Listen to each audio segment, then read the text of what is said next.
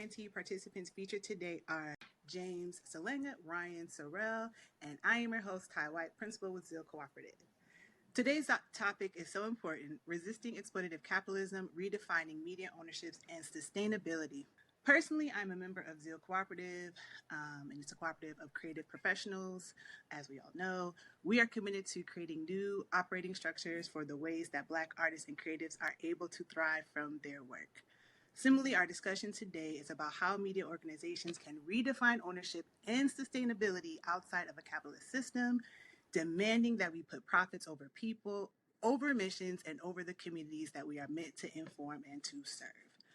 So, to kind of start us off, it's been a tradition as we're going through like our series to kind of just ask our guests, as there were many topics that we could have, had you feature on, why did you choose today's topic? Well, first off, I just wanted to say thank you all so much for the invitation to be part of this podcast. Definitely very excited for the conversation. And why I was interested in exploring and understanding more about how to resist capitalism and the kinds of pressures that capitalism places on our organizations. That's just something that we're experiencing a lot as like a very young and growing organization, and especially being a leader in the organization. That's just something that I feel like I constantly have to think about, like for everything from the practices and like our relationships in our organization, the culture that we're creating right now, to one of the things that we talked about earlier this year was we wanted to increase the frequency of our publishing, and we wanted to be able to more or less produce more. I don't really like that word produce, but we just want to be able to cover more things that are happening in our community, because there are so many things happening that aren't getting the coverage that they need, but we also are limited on the resources that we have. And I personally just I've talked to people who have worked in traditional capitalist, mostly white-led newsrooms, and one of the things that they have told me that they very strongly disliked was the culture of like, how many views did your story get, and how many stories are you putting out, and just like a very commodified way of looking at writing and reporting. And so that's just something that we didn't want to replicate. But I think all of those things are what we are still navigating, and I think will be like a continual process, because there is not really a clear blueprint on how to not be a capitalist, imperialist newsroom, basically. But yeah, I think those were some of the things that we have been thinking about, and why I was very interested in this conversation. Yeah, I really resonate with what you said about, having these questions come up, especially as kind of a younger organization. I think something that me and my co-director have been thinking about a lot are just, I guess, the conversations that you have to have in order to secure funding, and what, those lines are in terms of ethics, and, how maybe the money you accept and where it's from, how you want those funding sources to be aligned with your mission and your work. And you don't want to compromise, that work for the money, but it's kind of a catch-22 where, sometimes you have to, or I guess not you have to, but you feel as though you have to. And I guess I'm really curious about putting these things out there, so I guess more people can hopefully have a conversation about, I guess choosing a secret third option, right, between changing your work to get money, or not changing your work and not getting money. How do you stay true to the work that you want to do, the work that kind of questions systems and structures, and, envisions different ways of being, and still have that work be supported. So I think that's something that like has been on my mind, and is part of the reason that I, was interested in exploring this topic, because I think it can be really easy to follow the blueprint of traditional newsrooms, because there's not really, there's not a lot of other alternative pathways that are shown. Like Ryan said, there's not really a blueprint for newsrooms that are trying to resist, imperialist practices, resist the legacy of colonialism, and to resist exploitative capitalism. And so, there's a lot of newsrooms in the field that are doing that now, or are trying to make their best attempt. And yeah, my hope is that, this episode can kind of broaden up the conversation to include those folks, but also maybe include other people who are thinking about these same things and maybe have not voiced them or are still puzzling through them themselves. Mm-hmm. Absolutely. No, thank you so much, Ryan and James, for that. Just really kind of like, starting this off, it's when we're kind of thinking about like the framework of exploitative capitalism, if you guys could just give like an example that you both have experienced firsthand with like, that didn't make me feel good, or like how when you first started, I mean, obviously you guys have been in, journalism, but like really when you first started noticing like, this is bad, this is wrong, I see this, I don't like this, and this is what I'm gonna do to kind of, start bringing awareness to it. Actually, I think a lot about the first kind of blog post that was written that became The Objective was back in 2020, and it was written by my co-director Gabe Schneider, who really has been like a big part of the driving force behind The Objective, which is a media criticism newsroom that examines power dynamics, systemic imbalances in journalism. And this piece that he wrote is, I think, titled, You Can't Erase Black Journalists. And it was about the ways that, in the wake of George Floyd's murder, newsrooms are really cracking down on journalists, they're Black journalists, but even, other journalists of color tweeting Black Lives Matter, showing their support and reacting as, people who are seeing themselves reacting to this murder. And I think that was something that, I was still like in my last year of college, and I was prepping to go into, a career in journalism. And I think that kind of like refigured my brain a little bit to think about, this industry will ask a lot of the people who are in it on the basis of passion, on the basis of, this can be really life-giving work. And it's, it means so much to sit with people and know that they trust you with, their experiences with part of their life, but it's also a privilege. It's not, necessarily a right for someone to share their story with you. And yeah, I think the industry, like, all these anecdotes kind of show that the industry will make a lot of claims about wanting to accept whole people as they are, wanting to accept the full person into the newsroom. And yet, when it comes to being political or, responding to events that, are deeply personal to somebody, suddenly you can no longer do good work because, some statement or, some measure of support has disqualified you, I guess, from being a good journalist. And I think that was something that really, I guess, put me on the path to not only taking a bigger role with The Objective and eventually becoming a co-director, but also, just thinking about the ways that journalism can put people in this position to not realize that their labor is, labor, and that there's a lot of ways that it can be exploited from, not least just being that diverse person in the newsroom.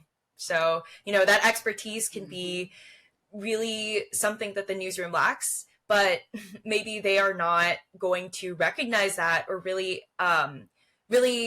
support that in a way that isn't tokenizing or isn't demanding that you can kind of conform to these, standards of traditional journalism that can often stifle, parts of your identity.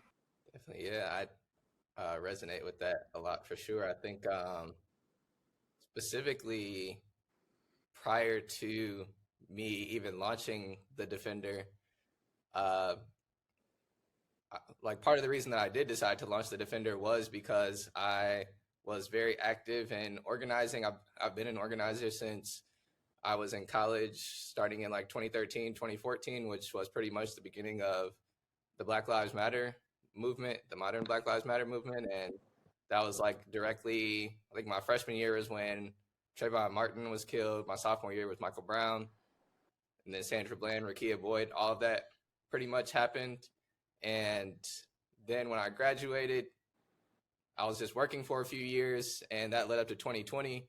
And for me, just seeing a lot of the media coverage, because I quit my corporate job that I was working in Chicago, and I moved back to Kansas City to become a full-time community organizer. And there was just one very specific situation that just made me really mad, basically, and made me realize the necessity of having both a radical and a Black news outlet that can reach young people. But the situation was when, I'm not sure how many people are familiar with when the Trump administration started to send federal agents into communities across the country, like especially unmarked federal agents. And there was a 2-year-old here in Kansas City who got shot by a stray bullet, basically, a 2-year-old named Legend Telefero. And basically the Trump administration seized and exploited that situation, that tragedy, and created this initiative called Operation Legend. And they launched it here in Kansas City and sent federal agents literally here to arrest mostly Black people. And so the organization I was previously with, we organized a protest in response, basically to say we don't want federal agents, we want resources for our communities. And at that protest, there was like a lot of people there. And one of the things that happened, of course, amongst the many things that happened at a protest, was that somebody spray painted the police memorial statue. And our largest news outlet here, who I don't really have to name, but the largest news outlet here in Kansas City, basically ignored everything that we were actually talking about and advocating for at that protest. And the entirety of their article was, and their coverage was around this defacing of an inanimate object that, yeah. So to me, that was just having that happen and realizing like the severity of the moment that we were in, and that's what the largest news outlet would choose to focus his time and energy and resources on, and how that could be considered objective news and objective coverage in a way that is actively harmful. That made me want to go back into media, because I started a Black news outlet when I was in college, but I also wanted to understand where is this stuff even coming from? Like, where are the values? Where are the philosophies of journalism even coming from? And so I of course dug in and looked at like the first white newspaper in American history, the Boston Newsletter, which within a month of its founding had already began selling ads and becoming the first broker in American history of enslaved Black people. And so all of those things, I would say, helped form my philosophy of journalism or media and reporting. And more currently, I would say some of the things that are problematic to me, or that I have observed and had to like pivot or just reflect on and think more about, is things like, especially because we're a very social media first news platform, and how much control these algorithms have, both in censorship, which we can see with how they have been censoring coverage in Palestine of the Palestinian liberation movement. But in addition to censorship, even using the algorithm and what they promote or don't promote, I think inherently can tell people and can begin to shape people's decisions on what kind of stories they even decide to try to tell. And so that's something that we have tried to not get caught up into, and to be very intentional about as well. No, absolutely. And have you, Ryan and James, have you guys both noticed in, kind of like your journey of journalism and, like, becoming a part of the Objective and, and starting the Defender? Have you guys ever felt pressure to be like, or like, ooh, you know what I mean? Like, has there ever been like a story that you guys have reported or like, something that made you feel the pressure to continue? Or did you get like pressure from like, like I don't say the larger, but the more mainstream broadcastings to kind of like to stop? Was there ever a time that you did that? And can you share? I think so far we've been actually pretty lucky that most of the pressure has been people, um, being very supportive of our work. And I think specifically what's important to me is a lot of this is like journalists of color and young journalists. And these are people who are, typically, kind of on the margins of journalism. And that is who our criticism is for, because I, talk a lot about wanting our coverage to not just be, about media news and critiquing what mainstream media organizations are doing, but also charting pathways to doing better. And I know that when our pieces get shared in times of like, I guess like right now, I've seen people share this story that Anita Varma, who teaches solidarity journalism, she wrote a piece about how to practice solidarity journalism, and that's been making the rounds in recent months as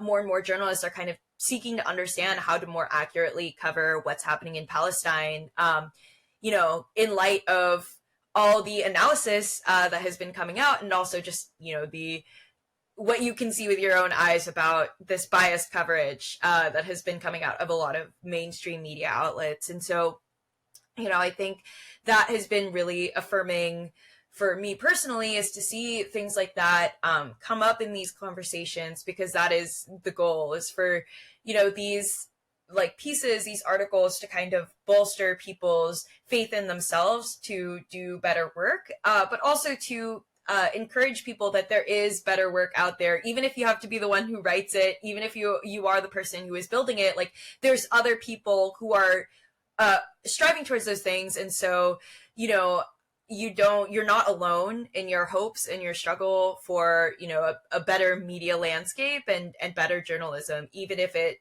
in your newsroom that maybe doesn't reflect all the causes and the philosophies that you have about how to be a better journalist.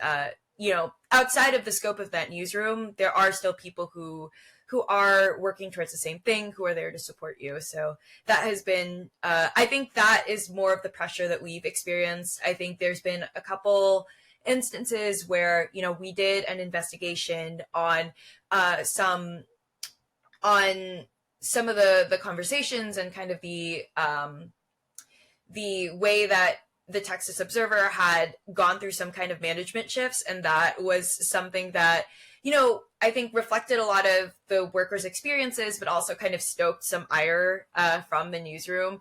And I think we would like to continue to do more investigations. I think that's something that we're hoping to have more funding for in the future, so that we can do, take more time at those investigations, so that we can really, when there are those claims of ire from the newsroom, we can push back even more strongly, because of the trust that we have in our reporters and the time and the funding that we're able to give them. But, that's something that is on the horizon and not yet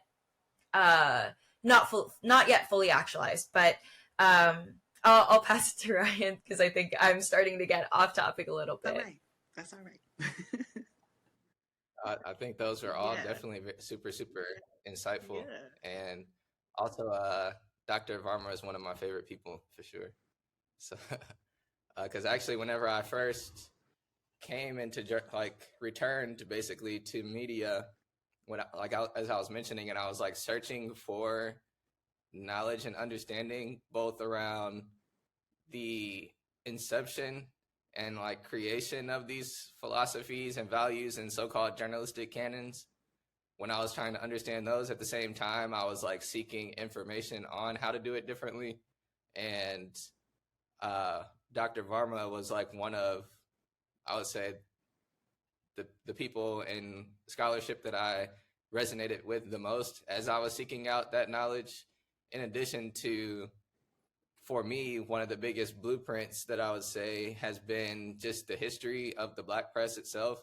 That's something that I always return to. Like, I read the Chicago Defender biography probably like 5 or 6 times or something like that now. And as an organization, our editorial team is collectively engaging in Black study of these archived Black newspapers, because for us, there's just like a lot that we can learn there in terms of the philosophies that these historic radical Black outlets had, the voices that they used, how they talked, not in an objective tone, but they would be talking directly to Black people in their city. And there's just like a difference of perspective in how they were talking. And so all of those are things that we try to pull from. I think one of the other, some of the other like formative texts for me and for us, I would say, have been like Pedagogy of the Oppressed and The Miseducation of the Negro, just because I see a lot of connection like between, I think it was like Ida B. Wells who said that the greatest educator is the press. And so I see a lot of connection between education and the work that we do as media workers. And so those kinds of texts have been very formative for us. And then in terms of like actual pressures, I would say earlier, like when we first started, because of the fact we're very much a social media first outlet, and because we also do have like a very radical voice, a lot of the other local news outlets would more or less like steal our stories and just basically attribute them. They would say it emerged on social media, and they wouldn't attribute it to us at all. And that happened like a lot until this one major story that we broke, which was a horrifying story about a white serial killer here in Kansas City who was targeting Black women. And we broke the story on a Friday, and it went pretty widespread nationally over the weekend. And then by that Monday, our police department came out and basically said that everything we said was quote unquote completely unfounded rumors, and there's no basis to support these claims. And so basically, more or less said we were lying and fake news. And every single news outlet almost, except for one, except for the Beacon, every single news outlet in the entire city, along with all the radio stations, TV stations, parroted exactly what our police department had said. And to me, I had already been sensing the adversarial nature of our relationship to these other news outlets. And so when they did that without reaching out to us and getting any information, like where did you all get your sources from? Without doing any of that, they just parroted the police line. And when 3 weeks later, when a 22-year-old Black woman escaped from a basement torture dungeon where she had been being held against her will for over a month, and she verified every aspect of our story, including when we had said that this had began and the exact street and location that we said it was happening on. She verified all of that information. And I feel like that was the moment that supposedly like a lot of the news outlets called it a moment of reckoning in our city. And that was when they essentially started to regard us as like an actual authoritative source. And from that moment forward, they have started attributing stories that we break to us and calling us a Black nonprofit news outlet, which should have been happening really since the beginning. But it took something of that magnitude basically and really of them more or less trying to completely delegitimize us as an organization. It took all of that to happen for us to get to the place that we are now. So you're saying that when you broke the story of, where these things are happening and where this person was, and the police like completely just denied everything. And so this led to somebody else being harmed and, kidnapped and, God knows what else for an extra 3 weeks. So had they legitimized your news story, you guys could have helped this woman. Yes, not only her, but when she did escape, she said that the same man had killed 2 of her friends. Oh my goodness. And so, and then just last year, So this became like a big international story. And when the FBI and all the whatever law enforcement community, whatever they're called, whenever they went to this man's house to arrest him and started doing all the full investigation and everything, they found blue barrels in front of his house, and they ended up matching those. They just found 2 more black women in the Missouri River at the I think in March of last year in those same blue barrels. So there's even additional victims, and to this day, our police department hasn't acknowledged any wrongdoing whatsoever. But yeah, for us, that just goes again back to how media parrots and more or less what we call being a stenographer for the police, often without doing any critical thinking, basically. No, absolutely. It's just, it's just one of the things that just goes to show how, like when you have these corporately controlled, media outlets, or like, the mainstream media, when they don't do their research, and, why it's harmful, why it's harmful, especially for, communities of color, because it's like, we're trying to report our stories, and we're trying to get everything out there to, help and to inform and to serve. And you do have, some people who have the ability to kind of, create a blinder over that. And then this was a good example of what happens when you don't, when these things aren't taken seriously or aren't, validated. So thank you for sharing that, Ryan. And thank you, James, for sharing as well. One of the things that I think about when, as we get into this type of topic is, a lot of, consumers of news or people who are on social media, it's like if they're just getting new to this, right? If they're just kind of understanding like, hey, everything that I consume obviously isn't, made for me, or, you know what I mean? Like I'm just blindly scrolling on social media or blindly passing, something by. Like how can they become more informed, or what are some of the things that they can start noticing, you know what I mean, that is exploitative capitalism, so that, they can start, beginning to understand and take action and being, more aware of what's going on. I don't know that this is maybe exploitative per se, but one thing that I've been noticing, I recently led a workshop about, and one of my activities, or the activity that I had in the workshop, is I kind of anonymized 3 different stories about the same kind of police raid on the Cal Poly Humboldt encampment, in support of Palestine, or in solidarity with Palestine. And I asked people to talk about the things that they noticed between these 3 articles. I changed the font. I put it all in a Google Doc so that it, there weren't really marks of who had written the stories. And something that came through is that, everybody picked up on is that in these stories, in 2 of the 3 of them, and the third is the one that was written by student journalists, experts are quoted first.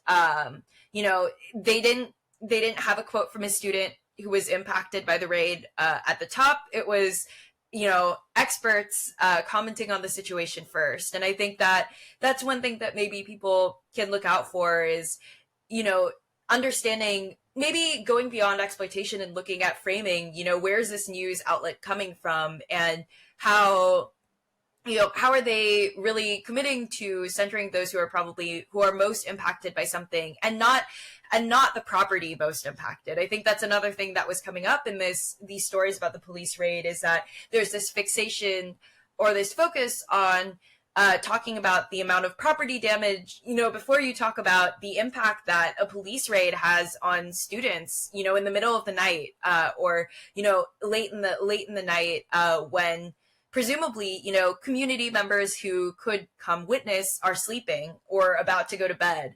And I think that,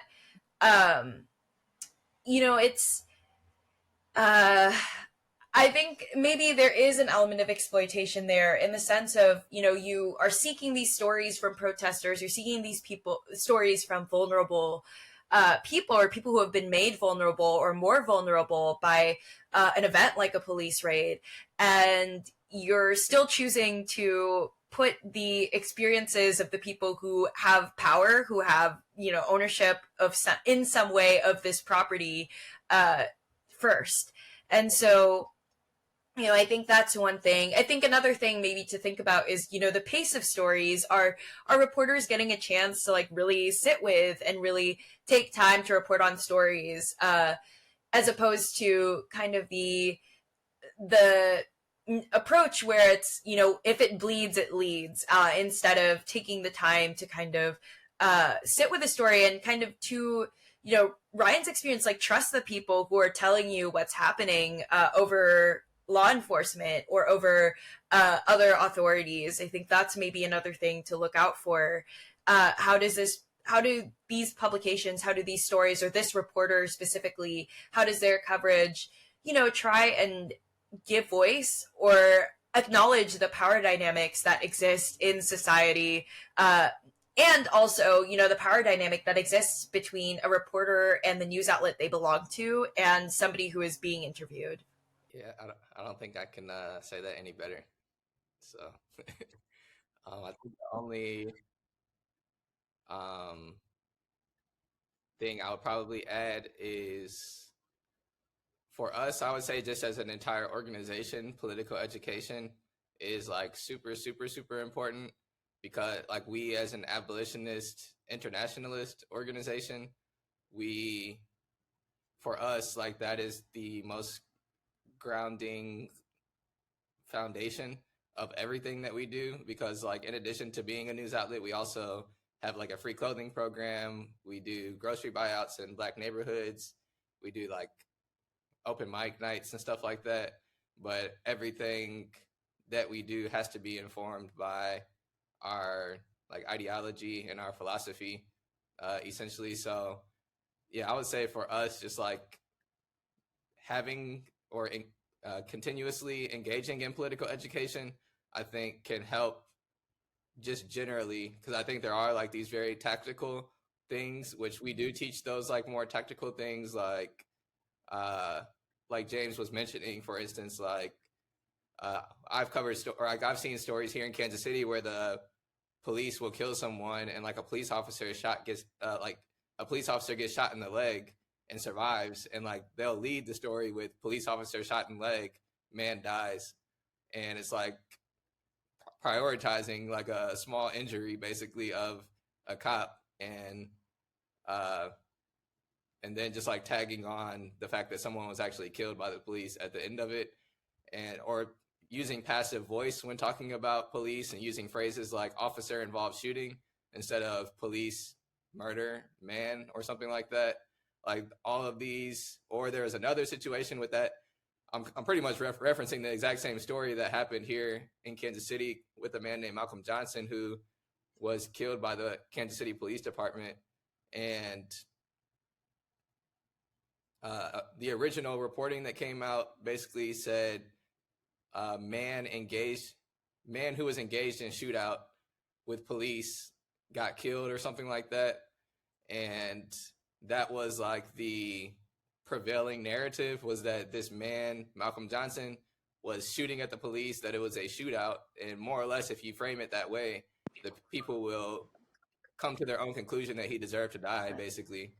And maybe a month or two later, the people who worked at the gas station that he was killed in ended up leaking the surveillance footage to some local clergy members, who then leaked it to the media.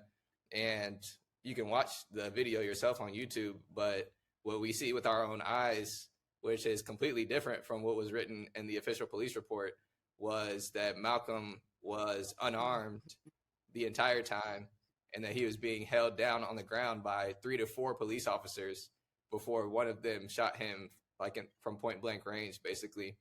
And as all of the coverage was happening, one of the major stories that one of the local news outlets reported was centered around, they brought in an FBI agent, a former FBI agent, who they used as an authoritative source, and said, FBI agent says shooting of man was justified. Like, that's literally the headline. And he had nothing to do with the situation. He wasn't there. He's just a former FBI agent who they just basically asked, should he have been killed or not? And so even those, I think that also lends to what James was talking about in terms of like who what sources get priority in stories. Again, I would say those are like, again, the more tactical, like how do we talk about policing? What words do we use? There's different words that we do and don't use as abolitionists. Like we don't really use the word crime uncritically, and we prefer to use the word harm unless we're using the word crime for a very intentional purpose. We don't call people criminals because that is also carceral language. So again, just like there's these tactical things we can be teaching and doing, but underlying all of those, I would say, is our philosophy of like abolition, internationalism, anti-capitalism, and for us to actually be as critical as we possibly can be and as intentional as we possibly can be with our reporting, I think having that knowledge and understanding and study is crucial. Yeah, I also wanted to add on that note about like, the technical things. I want to uplift, I guess, the guide.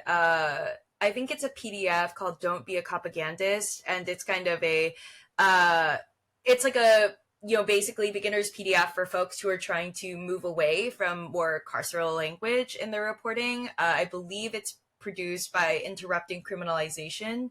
And so maybe that is a good starting point for folks who want to read more into that language. And I guess the other thing that I wanted to add about political education, which I think is really important, is that one of the things that has really informed the way that I think about journalism and that I also try and bring to the objective is Paulo Freire's Pedagogy of the Oppressed, which talks about, this method of problem posing education. And I think about that with regard to political education, right? Like journalism can be such a fruitful field for telling people about the politics and the structures that work in the world that they live in and how those impact them on a day-to-day life. You can take, through journalism, you can take people's anecdotes and put them into the broader context of this is how this anecdote and this experience reflects all these other broader structures at work. And so I think that's another thing that people can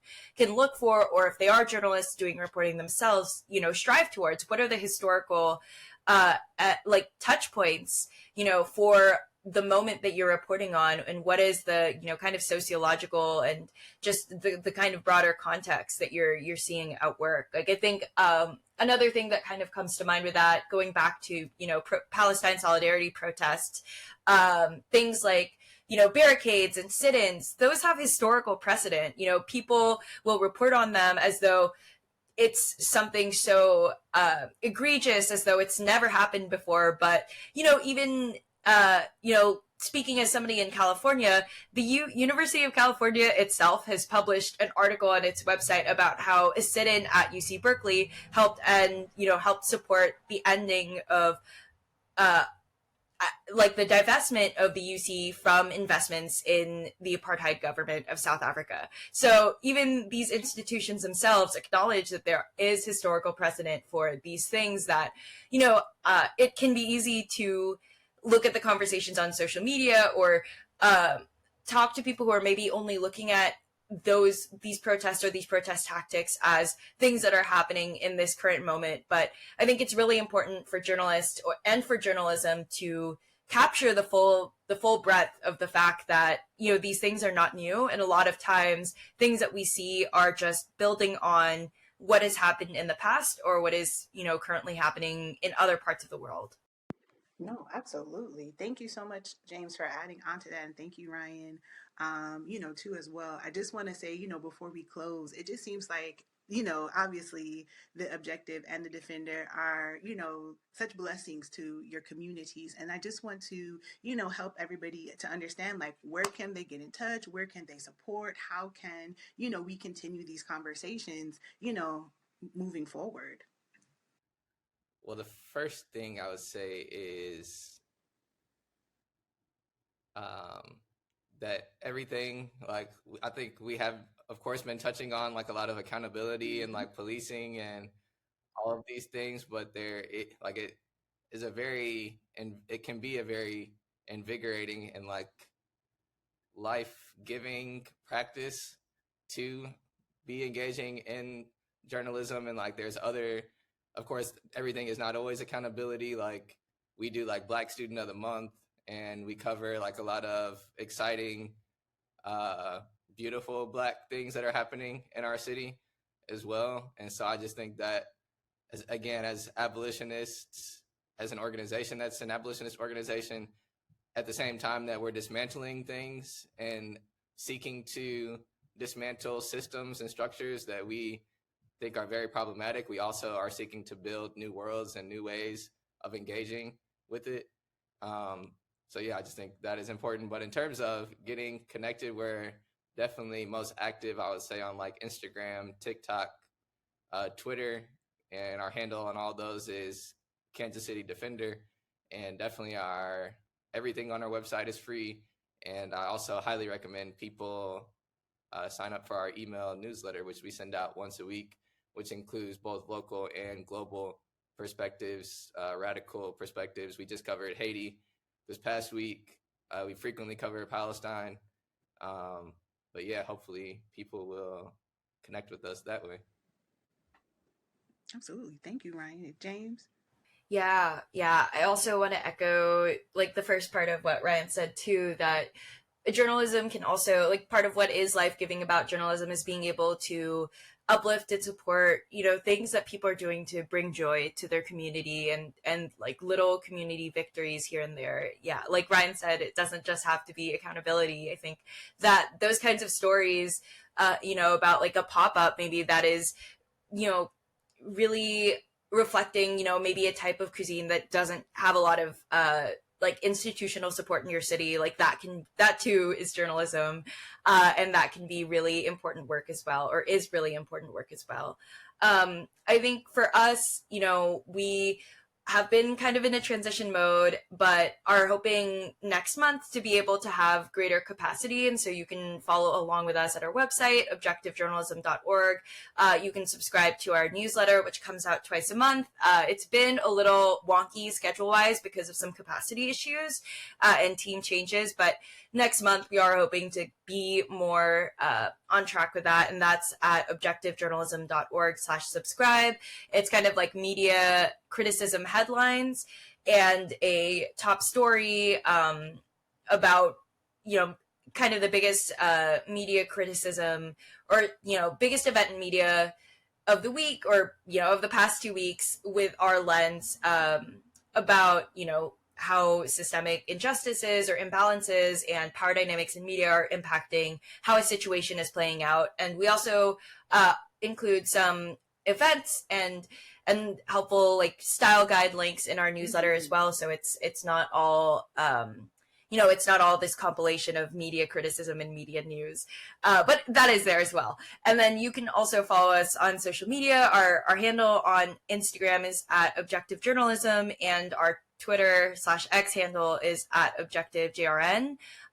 If you are so inclined to support the work that we do monetarily, that link is at objectivejournalism.org/donate. And but at the end of the day, we are just really grateful that people are reading our stories and hopefully sharing them as well. But yeah, the support, the financial support, will go towards building our capacity, especially paying our writers, making sure that we can hopefully up our rates and be able to, assign those larger investigative projects that I had talked about earlier, but also, stories, first person pieces, reported pieces, things that capture, what is wrong with the media landscape, but also what folks are trying to do to fix it. So yeah, thank you for allowing us to share all that.